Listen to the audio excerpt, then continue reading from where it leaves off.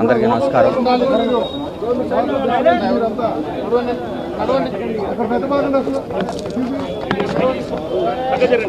చాలా బాధాకరం, దుఃఖం. తెలుగు చలనచిత్ర పరిశ్రమ కాదు, భారతీయ కళారంగం ఓ గొప్ప ధ్రువతారను కోల్పోయింది. కోటా బాబాయ్ మహోన్నత నటుడు. నాకు తెలిసి ఇండియాలోనే ఒక ఫైనెస్ట్ యాక్టర్ కోటా శ్రీనివాసరావు గారు. 83 ఏళ్ల వయసులో గత 20 రోజుల నాడు ఆయన దగ్గర రావడం జరిగింది.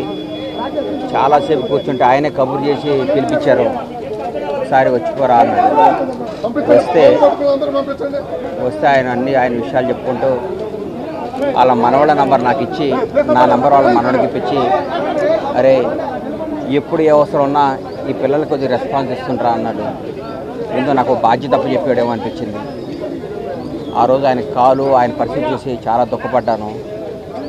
ఎందుకంటే ఆయన నటుడుగా ఆయన చేసిన పాత్రలు, ఆయన చేసిన విధానం, ఆయన జరిగిన జీవన శైలి, ఆయన బతికిన జీవన శైలి ఓ అద్భుతం.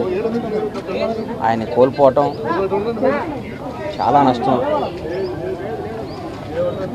చాలా నష్టం జరిగింది కళామ తల్లికి. ఒక గొప్ప నటుని కోల్పోయాం. చరిత్రలో ఒక తెలుగు చలనచిత్ర పరిశ్రమ చరిత్ర రాస్తే కోటా గారికి ఒక పేజీ ఎప్పుడూ ఉంటుంది.